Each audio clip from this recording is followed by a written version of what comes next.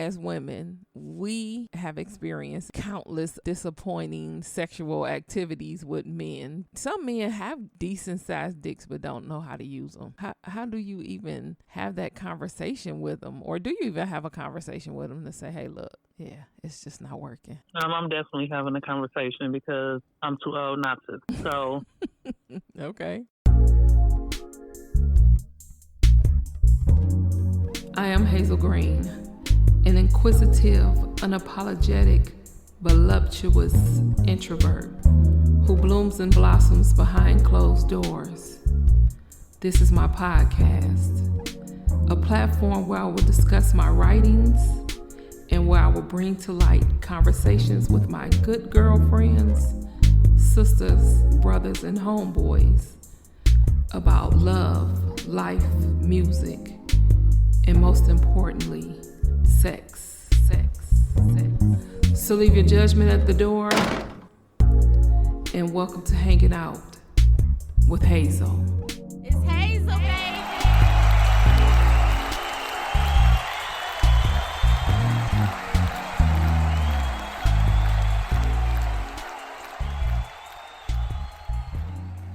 I wouldn't say it like in a bad way where it makes him be like offensive or like to belittle him or something like that. But yeah, I would probably have to stop during the time because we not about to play that. Yeah, I'm not going to let you just think that you're really doing something that you're not, especially if it's not in. So you're not penetrating me at all, but you are humping and doing all this stuff. But how do you not know that? That's a good question. A coworker of mine went to the hotel. They was having a little session. She had already said before that he had a nice package and he did not know how to use it. To add injury to insult, he didn't know how to give head either. She couldn't understand how this man with multiple children did not know how to use his dick or his tongue in no capacity, in no form. And I asked her, did she mention it to him? And she said she didn't, but it was like she had an attitude after it was all said and done. She just wanted to leave. So she didn't last that long. And then my question was hers, like, well, what do you do when you see him at work? I mean, is that awkward? I think it would be awkward for me. Would it be awkward for you? That's the reason why he has children and he's not fulfilling, well, he wasn't satisfying her or her, pleasure wasn't fulfilled to me because why didn't she say anything either? So probably everybody thinking like her. Like nobody not telling him nothing different, how he gonna know? How would he know what he's not doing if nobody ever tells him? So then therefore, if he's never told, then what his thought process or his perception is that he's doing it. That he's doing the damn thing and he's good at what he's doing because nobody else ain't told him nothing different. So we as women can be at fault. Definitely, because we women fake orgasm and all that. I'm not faking shit. If I ain't have one, I ain't have one. Now we want to talk about how I can or how you can get me there if that's important to you, then we can work on that. But I ain't about to be faking. I'm not gonna be the one to stroke the ego and all that. No, because that's like, no, I'm not doing that. Mm-hmm. So it's no holds barred. It is what it is. Yeah, at this age, now maybe when I was younger, because you trying to figure it out. But at this age right now, well, I'm almost 50 years old. Who about to be playing? Yeah, but that's true. Not to say that what he's used to, you know what I'm saying? I may not like what he used to doing. He may be thinking that this way, but you got to know, you have to learn my body. You have to know what turns me on or what I'm into. So that way I want to show you, I want to teach you how to please me. So that's going to be different too. You can't do the same thing every way with everybody. And can it happen in one session? I don't think so. A one night stand is out the question.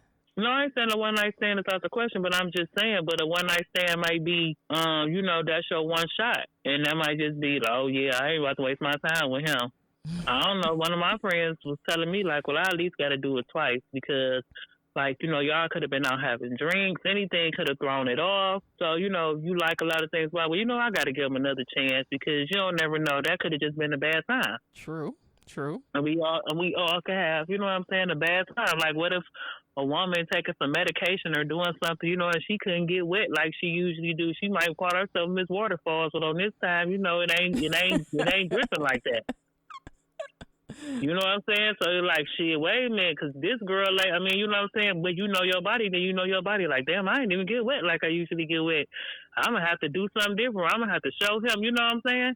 Okay. So you can have a bad time. So it's okay to have do-overs. Mm-hmm. Oh, But some people, I guess, I mean, if you okay with one night stands.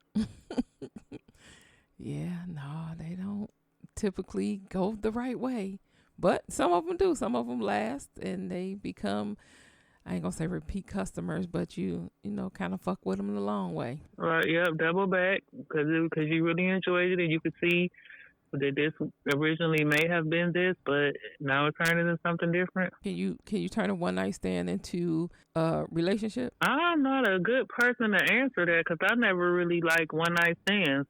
Oh. I don't think I ever had no one night stand. So I don't know. Like on my time was, I was like long term relationship goals. I never just had no. Or I just want to see what it's like, and then I ain't got to talk to them. I don't think I ever had that, to be honest. Okay. But, I mean, I've heard, but I can't, personally attest to that.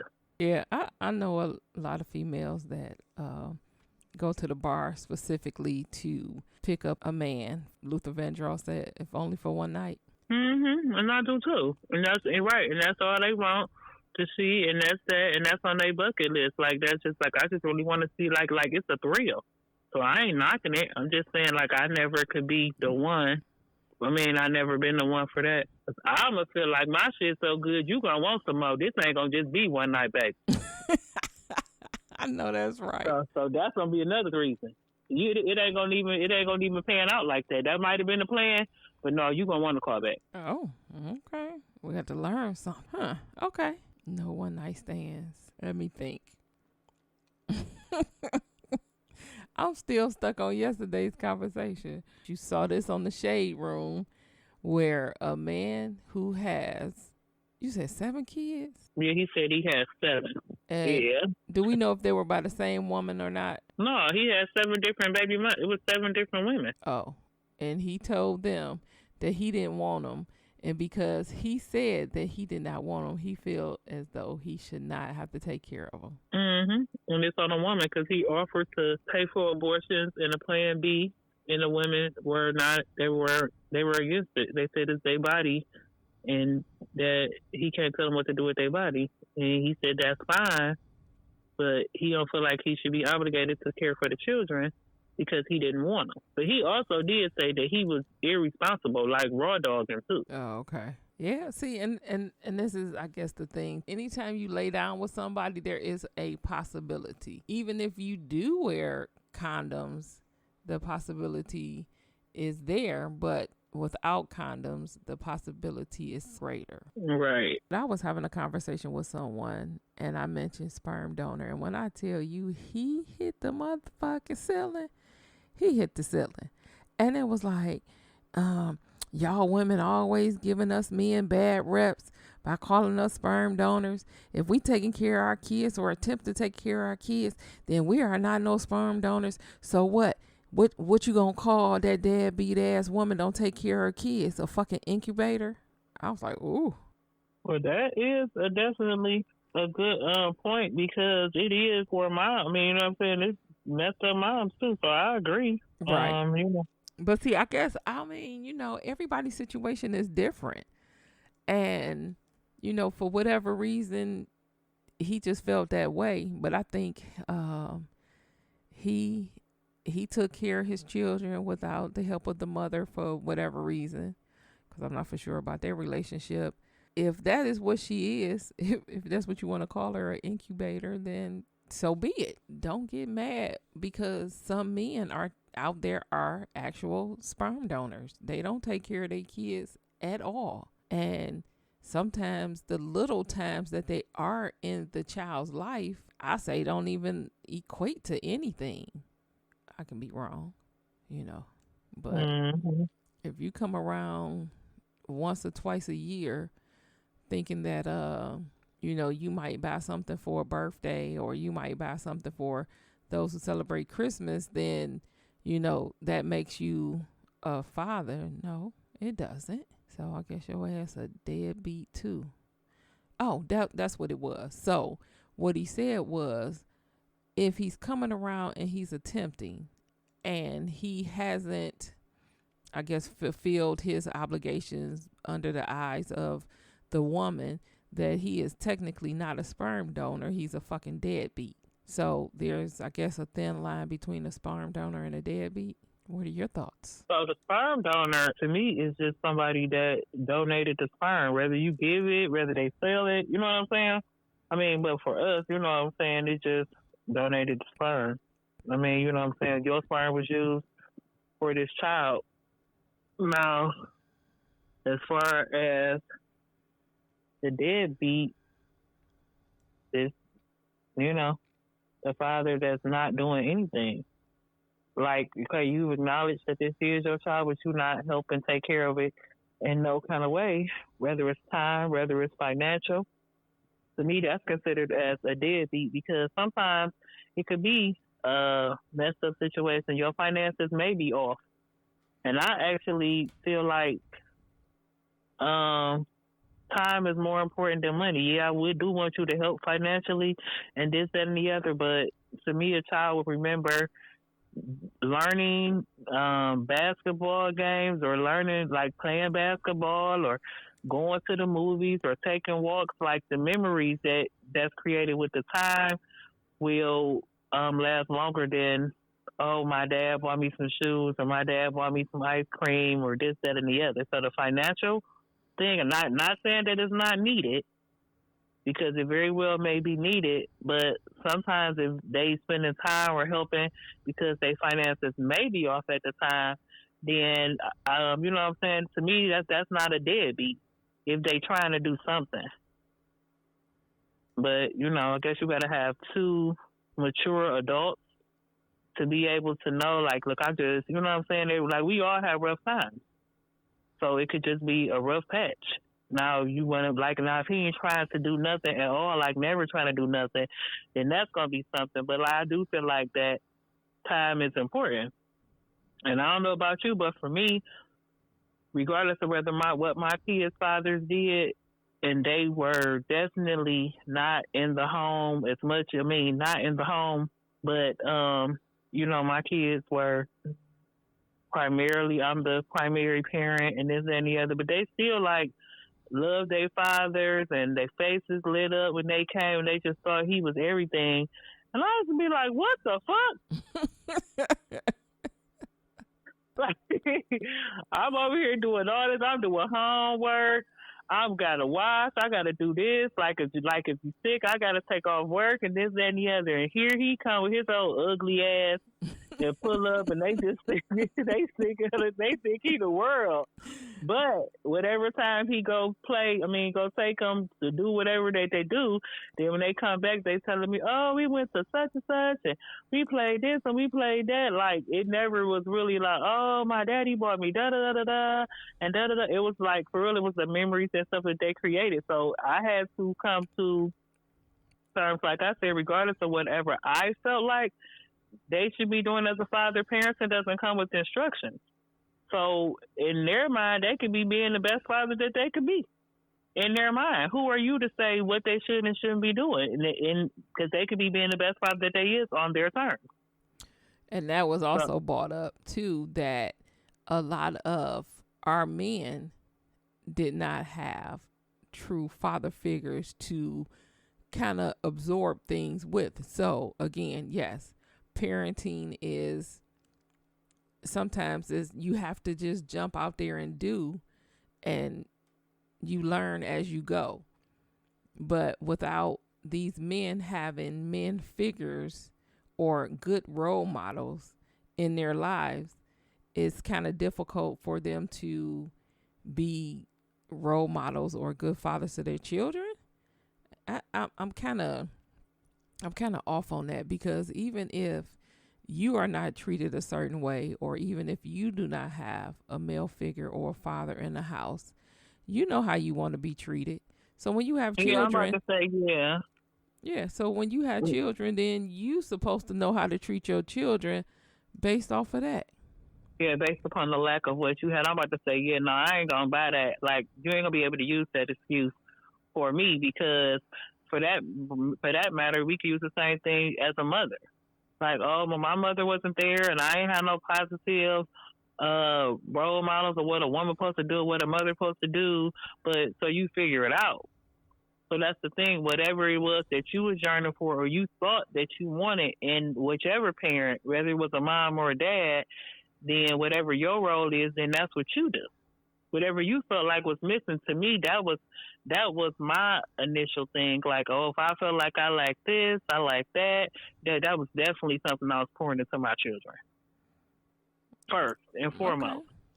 And that's most definitely fair. So at the end of the day, it's a cop out. To me. Okay. Because it's a whole bunch of men that will say they was raised in single mother homes and they are awesome dads without a father figure or this, or sometimes, most of the time they can be like, oh, I had a coach or I had a pastor at church or my best friend's father, when that was my best friend, so I did stuff with them and da-da-da-da-da. But like I said, due to the lack of what they did not have, or even if they seen the best friend's father doing this and that, and they just, well, dang, I wish I had that. When they become fathers, then they make sure that their children have that because that's what they wish they had. To me, that's what most men that I talk to that said that they didn't have fathers, then that's what they would tell me, like, oh, it's such and such and such and such. And most of the ones who didn't have them, to me, they be great fathers. Not saying the ones that do have fathers aren't good fathers. They are too. It's a lot of them that are too. But yeah, I don't know about that excuse though. I ain't really had too many men that told me that or talked to a man that used that. I haven't. Well, see, I didn't have any sons, so I couldn't witness it firsthand as to how, that relationship was to take place. But you as a mother of sons, you kind of know. But my kids are very vocal, so therefore, whatever they felt like their fathers weren't doing, like my kids would let them know. Where did they get that vocal from? Oh, definitely from their mother. Definitely from their mother. It's like no holds barred. So I didn't have to, like, even though if I'm having a separate conversation with the dad, like, hey, you may want to do such and such and such and such. And that's because my son is telling me about it. So I'm not going to have a conversation in front of the child because I don't think that that's appropriate. But I'm going to put a bug in your ear. So, of course, I can't tell a man how to be a man, but, hey, your son really would like such and such, so you may want to try this with him or, explore this. And then when my kids tell me that they said it themselves, and then, like, you didn't move on it or whatever, and it's like I said, it's nothing like, oh, I want you to give me $1,000 to take me to Disney World. Like, it's never, like, nothing, like, monetary. So, it's something doable. And you don't make the attempt to do it or try, So however he felt about his dad once he got old enough, don't have nothing to do with me. So and see, people put value on money, money being spent on things like that. But at the end of the day, time is valuable, and a lot of times the time is actually worth more than that monetary dollar that you have in your hand. Yeah, because guess what? The time is the one thing you can't get back. That's why I'm telling you, not to get off subject. That's why at this age, I'm not wasting my time. If you not satisfying me, we about to get this together right now. Because guess what? I don't know how much time I got. And we ain't about to play with this. We ain't about to play that. Like, I ain't about to do that because you ain't about to waste my time. If I gave you some time to lay down, you better make the best. You better use your time wisely, or you won't be using it with me. We could just stop this right here, right now. So you're not even gonna wait till it's over with. Not if you're not doing what I need you to do. But like I said, it's really not. You don't have to say it in the mean way. It's a way for you to be like, oh, you know what? Well, I really would like if you would, you know what I'm saying, touch me here. Or I like it harder. Or let's change positions because it's a little bit uncomfortable.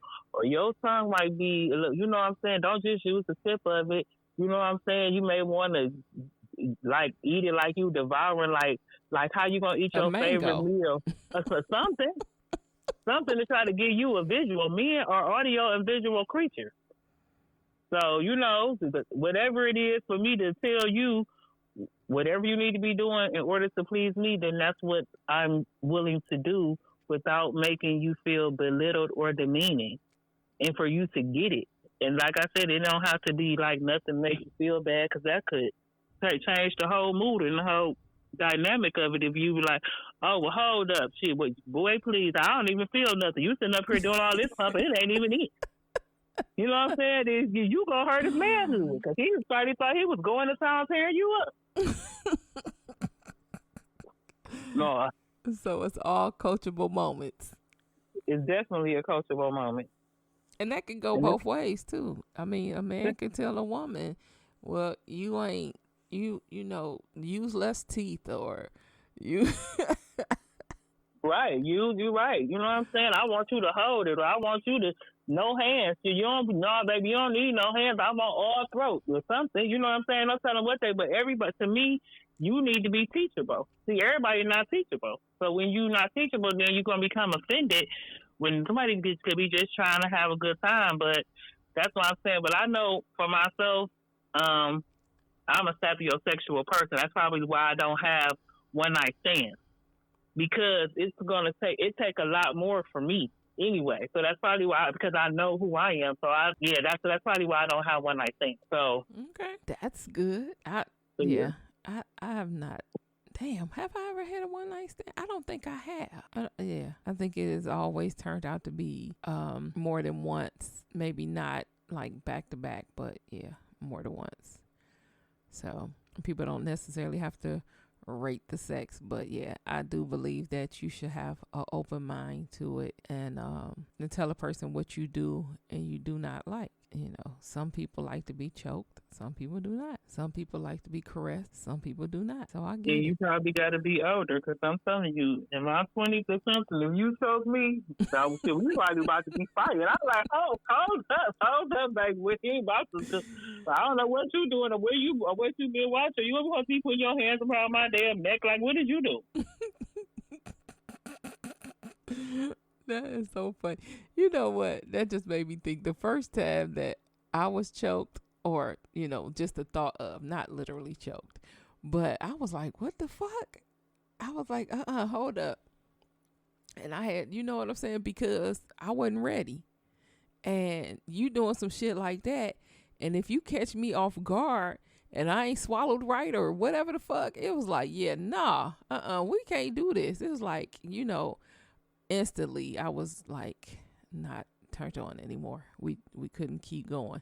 It's like you have to explain to me that this is what you want to do and let me decide if that's something that I want you to do. Cause yeah, you come out the blue with some shit like that, it's like you trying to kill me. What the fuck? Mm-hmm. But that's definitely somebody you got to be comfortable with. Because I could say the same thing, like, when it first happened to me, I was like, wait a motherfucking minute. I'm like, oh, wait a minute. Hold on. So I think I might like this. Okay, then. You know what I'm saying? Once I put it, I'm like, well, hold on. Wait a motherfucking minute now. But that was that extra excitement, that adrenaline hit like, whoa. The first, honey, I already just having in my motherfucking mind. I'm about to wrap my legs around this motherfucker and we about to change positions and yeah, my hands about to be around your neck. I don't know what the fuck. I was about to go into defensive mode. Like, hold on, like hold on now. Flip that nigga off the bed, like, mm-hmm. Yeah. Oh my God. Could you imagine? Oh my God. That's some shit you could see on the damn TV show. Have you ever, not of course out of body experience, but could you have ever imagined a session looking like something that occurred on a TV show. What you mean?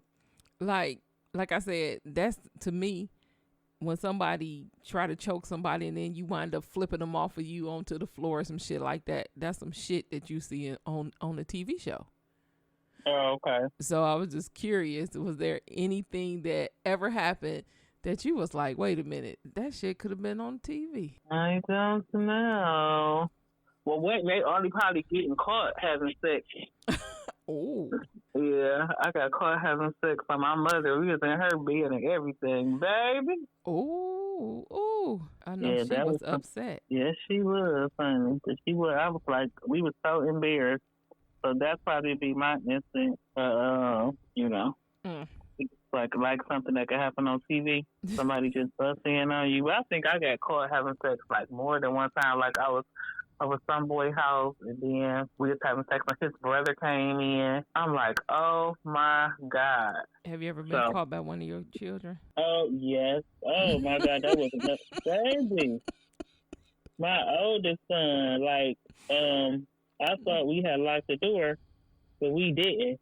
And girl, I'm sitting up here riding this man, and my son was like really into wrestling, so he's thinking he's thinking that we wrestling, and it's so funny because every time like they play wrestling together and stuff like that, like him and my son would be on the same team, so it'd be like that them against me.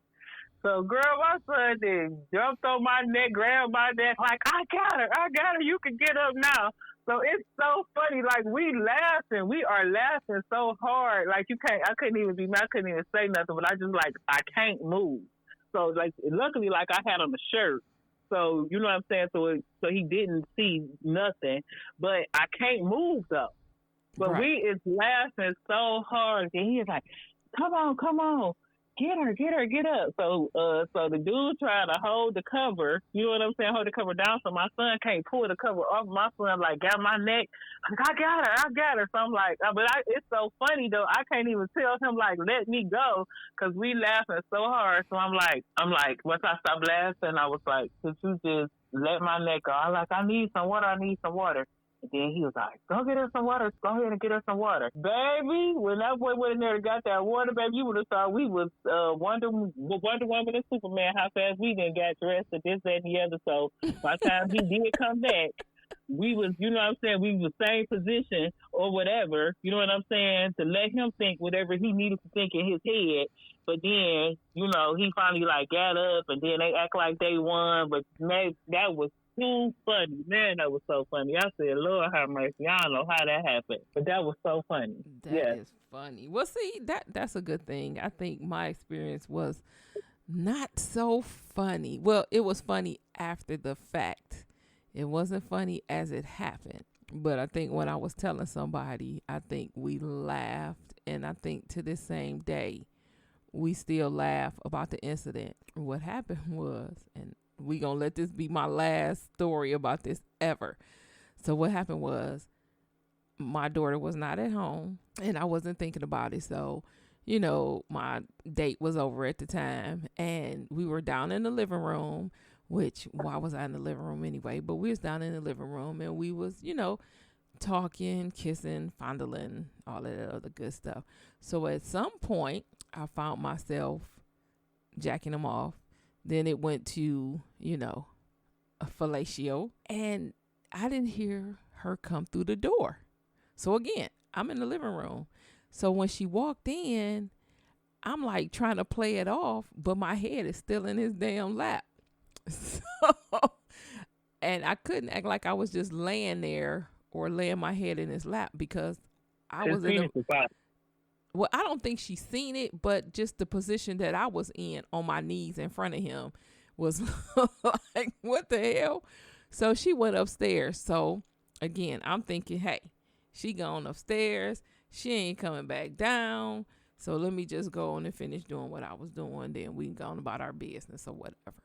So I continue to do what I was doing, and I be damn. Do she come back? She came back down the stairs, and I guess she had went to Insomnia Cookies. I'm going to say that's where it is because I'm not for sure. But she came into the living room and was like, do you want a cookie? And all I could do was like kind of, and I couldn't move because if I moved at that point, she would actually most definitely see. So I reached my hand up to grab the cookie. Oh my God. And I grabbed the cookie, and you know what I'm saying? I'm at the same time like covering him up because, you know, it was just like maybe we was just sitting there talking and I was just like in between his leg and we was just talking, whatever. So I hope that's what she took away from that. But when I tell you, I told my friend, and when I tell you, she was like, I scarred my daughter for life. And from this day forth, all she can say to me is, you want a cookie? And I can't do that but laugh because it's like, how the fuck do you take a cookie from a child? Well, she wasn't no child, but how can you take a cookie from a child during the act? So did y'all ever talk about it? No. Did we? No.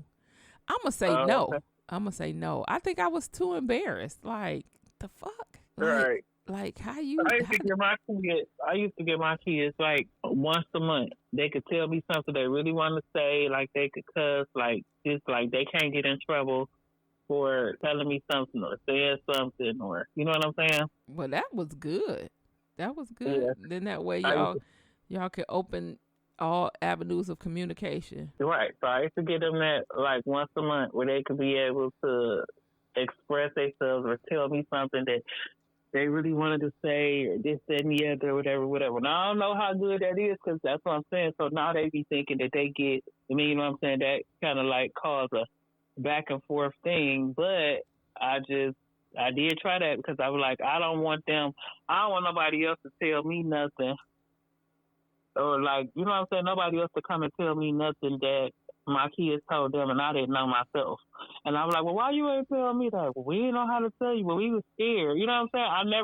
I never wanted that for my children. So I always presented that with them. And luckily I've never had that situation either, where nobody came and told me nothing that my kids didn't tell me. Right. You know what I'm saying? Like I already know. I'm like, oh, okay, well, yeah, well, he told me that. You know what I'm saying? Right. Parenting. And kids talk about adulting now. Parenting. Trying to figure that shit out as being a new parent. Yeah, I'm telling you, I used to have to wait. I was waiting for my kids to go to sleep to have sex. I was like, damn, who the daughter here? But I just never, like, for real, I used to be like, when I was younger and I heard my parents having sex before, it was like so disgusting. Like, I was crying. Girl, I heard the goddamn headboard just hitting the wall. So I was like, what the fuck is they there doing?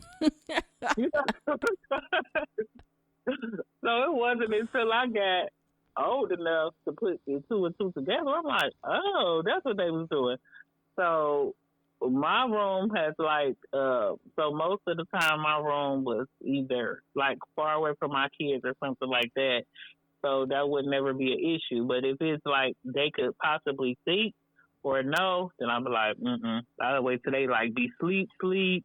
Or like I'm really trying to be creeping, and it's just like good that I always had partners that were okay with it, because I was clear like, yeah, like this ain't about to be, because I don't want them to hear nothing, and then we coming down the stairs and they looking at us and shit like, what the fuck, you know? So yeah, so I was kind of like. Well, we have come to the end of this week's episode.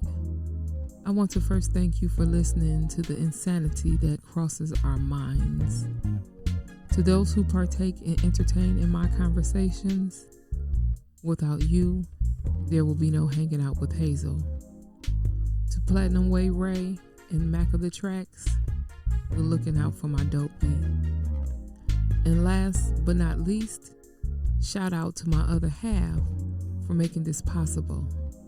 Because at the end of the day, she is I, and I am her. If you thought this show was interesting, be sure to tune in to next week's episode and tell a friend. Support the movement. All things Hayzel Green. Find my books on Amazon.com. Follow, listen, and like at hazelgreen.com. Hayzel Green on Facebook and Hayzel Green 216 on IG. 2 fingers. And I'm out. Hey, hey, hey, hey, hey, hey, hey.